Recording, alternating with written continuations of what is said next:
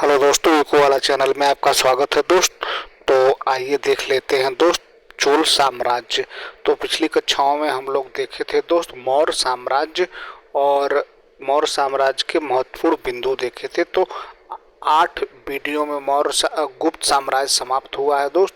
तो गुप्त साम्राज्य के बाद जो LTGIC हिस्ट्री के अंतर्गत दोस्त अगला जो सिलेबस में जो टॉपिक है वो है चोल साम्राज्य। तो हम लोग पाषाण काल, चंदेल सभ्यता काल, वैदिक काल, बौद्ध काल, जैन काल, मौर्य काल, गुप्त काल तक पढ़ चुके हैं। अब हम लोग देखने वाले हैं दोस्त चोल साम्राज्य के बारे में।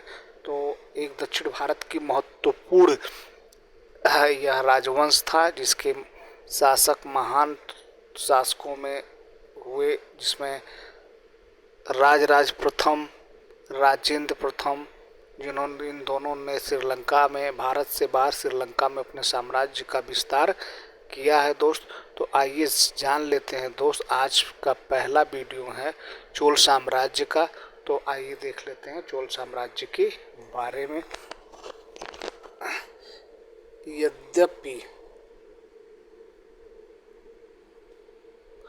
यद्यपि चोलों का राजनीतिक उत्कर्ष 10वीं शताब्दी के मध्य में प्रारंभ होता है, संगमकालीन साहित्य में 2 चोल नरेशों का प्रमुख रूप से उल्लेख मिलता है, जिसमें पहला है करिकाल, दूसरा है कोच्चि नगनान।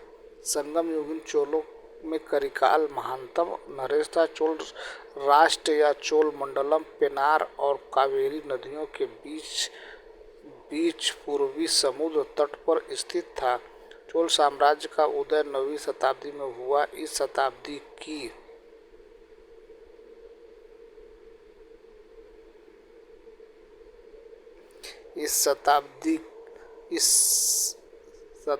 में 9वीं शताब्दी में हुआ। इस साम्राज्य की स्थापना विजयालय 850 से 887 ईस्वी ने की। उसने तंजौर या तंजावुर पर अधिकार करके नरकेसरी की उपाधि धारण की। विजयालय पल्लवों का एक सामंत था। तो जो है विजयालय जो है 850 से 887 ईस्वी के शासनकाल में चोल साम्राज्य का उदय हुआ।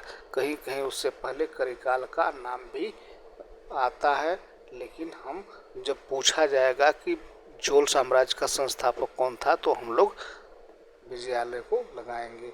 अगला शासक देख लेते हैं आदित्य प्रथम। तो आदित्य प्रथम ने 880 ईस्वी से 907 ईस्वी तक शासन किया। इसने चोलों के महत्वपूर्ण रूप से स्वतंत्र घोषित किया। पल्लवों को परास्त करने के उपलक्ष्य में आदित्य ने कोदंडराम की उपाधि धारण की। द्रविड़ देश में चोल स्थापत्य की स्थापना वास्तव में परांतक प्रथम 907 से 953 के समय हुई। उसने मदुरा के पाट राजा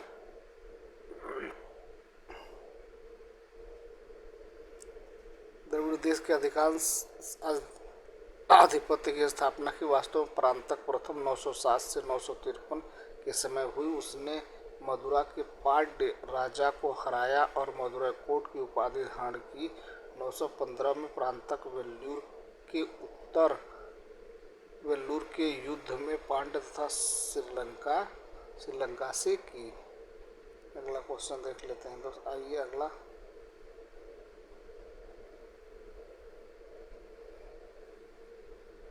संयुक्त चुनाव को बुरी तरह पराजित किया। दक्षिण भारत की राजनीति में श्रीलंका इसमें हस्तक्षेप के कारण चोलों एवं श्रीलंका के मध्य एक लंबे संघर्ष का प्रारंभ हुआ।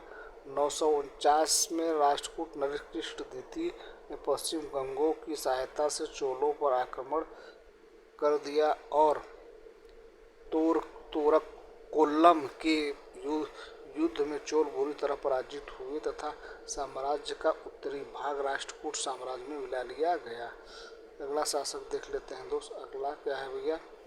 तो अगला महान शासक है दोस्त राजराज प्रथम, जिनकी स्थापना 985 से 1014 ईस्वी तक हुई। इसकी उपाधि थी अरिमोलिक वर्मन, किसी भैया राजेंद्र प्रथम की। तो 985 में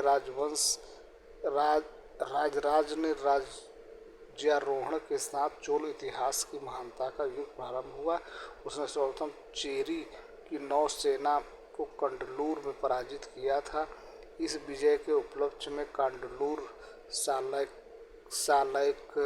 मरूत उपाधि धारण की। इसके बाद उसने चालुक्य, मदुरा, पांड्य तथा दक्षिण मैसूर के गंग राजाओं को पराजित किया। केरल तथा पांड्य राज्य पर अधिकार करने के पश्चात राजराज ने श्रीलंका पर अधिकार किया। उस समय वहां का शासक महेंद्र पंचम था। वह युद्ध में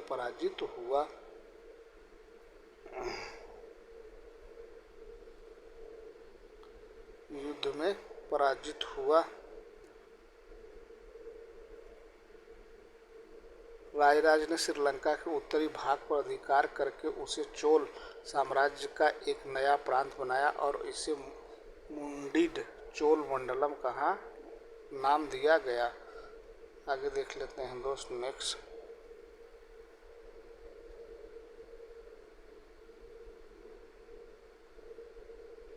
राजराज के अनुराधापुर के स्थान पर पेलनरुआ को अपनी राजधानी बनाई तथा उसका नाम जयनाथ मंडल रखा। रायराज ने बेंगी के अपदस्थ राजकुमारों शक्तिवर्धन एवं विमलादित्य को चोड़ भीम के विरुद्ध संरक्षण प्रदान किया। उसने नीम को पराजित करने इसने भीम को पराजित करके शक्ति वर्मा को वेंगी का राजा बनाया और वेंगी उसका संरक्षित राज्य बन गया। चोल अभिलेखों से विदित होता है कि राजराज ने कलिंग सहित 12,000 पुराने द्वीपों वाले सामुद्रिक प्रदेश जिनकी पहचान लक्षद्वीप एवं मालदीव के साथ ही की गई है को विजित किया। राजराज ने अपनी यशस्वी विजयों का समापन मालदीव समूह की विजय से था। यह विजय उसकी नौसेना की अद्भुत उपलब्धि है। राजराज ने श्रीलंका विजय दक्षिण विजय एशियाई देशों के साथ व्यापार को अपने अधिकार में लाने के उद्देश्य से किया। उन्होंने श्रीलंका शहर की स्मृति में वहां एक शिव मंदिर का निर्माण कराया गया है। अगला देख लेते हैं दोस्त। आइए अगला शासक है दोस्त राजेंद्र चोल प्रथम। तो राजेंद्र चोल ने 1012 से 1044 तक शासन किया। दक्षिण का नेपोलियन भी से कहा जाता है। राजराज प्रथम की मृत्यु के पश्चात उसका योग्यतम पुत्र राजेंद्र प्रथम सम्राट बना। उसने अपने पिता की साम्राज्यवादी नीतियों को आगे बढ़ाया। अपने शासन के 5वें वर्ष 1007 ईस्वी में उसने संपूर्ण श्रीलंका को विजित किया। वहां के शासक महेंद्र पंचम को बंदी बनाकर चोल साम्राज्य भेज दिया गया, जहां 12 वर्षों तक उसकी मृत्यु हो गई।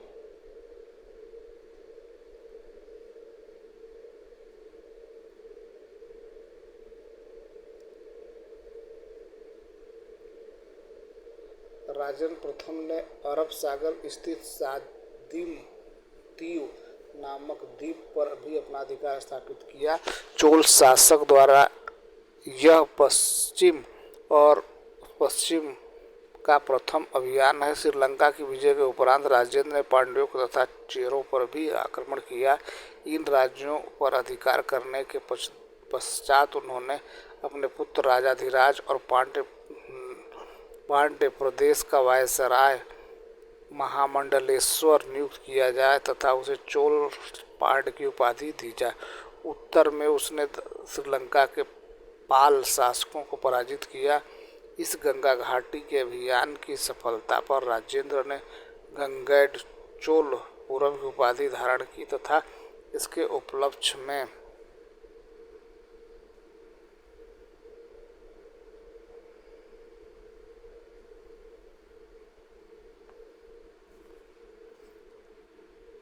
आगे देख लेते हैं दोस्त। अगला भैया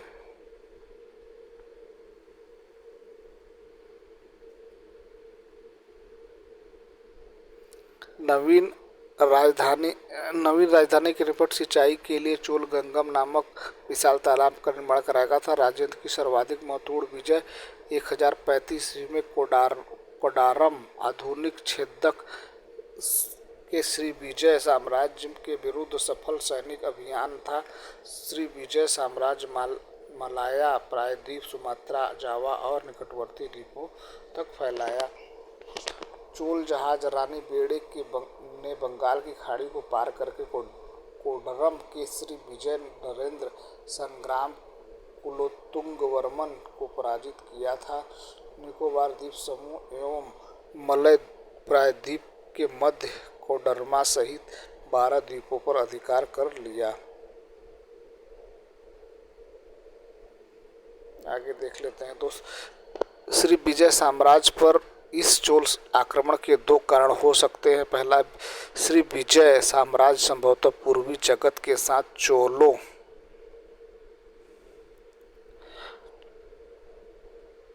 स्थापित औपनिवेशिक साम्राज्य का विस्तार करना चाहिए। राजेंद्र प्रथम ने तिरुवालंगाडु और करंदई दान में अभिलेखों में उसकी उपलब्धियों की सबसे विश्वसनीय जानकारी प्राप्त होती है। श्रीलंका और मालदीव थल जल सेना के कारण ही चोल नियंत्रण बना हुआ है, जिसके कारण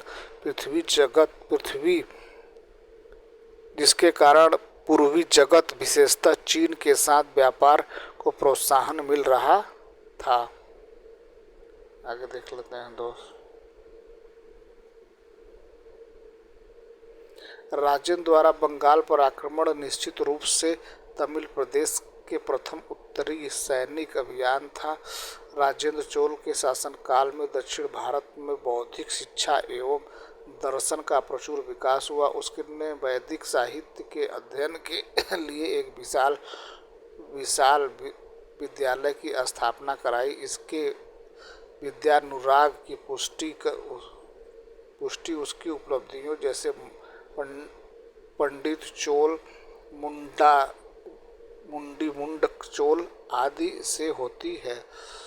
आगे देख लेते हैं दोस्त। आइए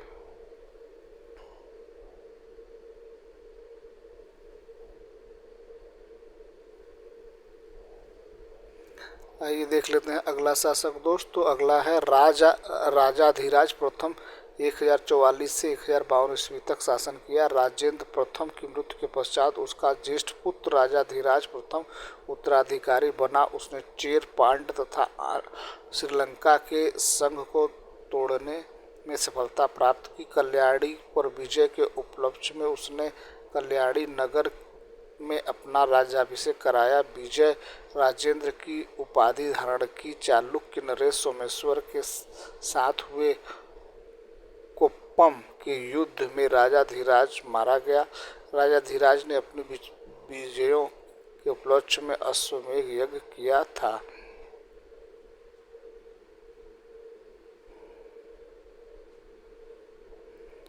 राजेंद्र द्वितीय 1052 से 1064 ईस्वी तक इसने शासन किया। इसने प्रकेसरी की उपाधि धारण की। राजाधिराज का अनुज था और कोप्पम युद्ध क्षेत्र में राजाधिराज की हत्या के बावजूद इसी युद्ध क्षेत्र में उसने कल्याणी के चालुक्य को पराजित करके युद्ध क्षेत्र में ही अपना राज्याभिषेक करवाया।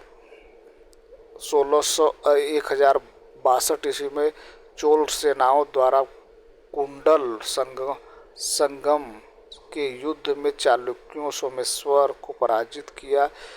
इसी के शासनकाल में 1055 ईस्वी में अकाल पड़ा था।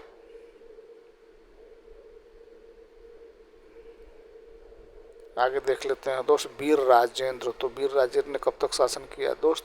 तो वीर राजेंद्र ने 1064 से 1070 ईस्वी तक शासन किया। इसके काल में पश्चिम चालुक्य नरेश सोमेश्वर ने कुंडल संगम चोलों को पुनः युद्ध करने के लिए ललकारा, किंतु असाध्य रोग के कारण वह युद्ध क्षेत्र में उपस्थित न हो सका।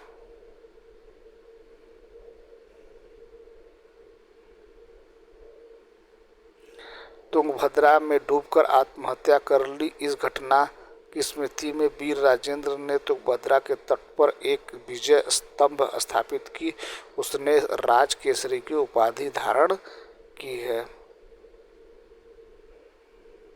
तो ये रहा दोस्त आज के महत्वपूर्ण चोल साम्राज्य के महत्वपूर्ण टॉपिक। उम्मीद हमारा प्रयास आपको ठीक लगा होगा। हमारा प्रयास ठीक लगे तो हमारे चैनल को सब्सक्राइब करें, अपने दोस्तों को शेयर करें। Thank you so much for watching this video.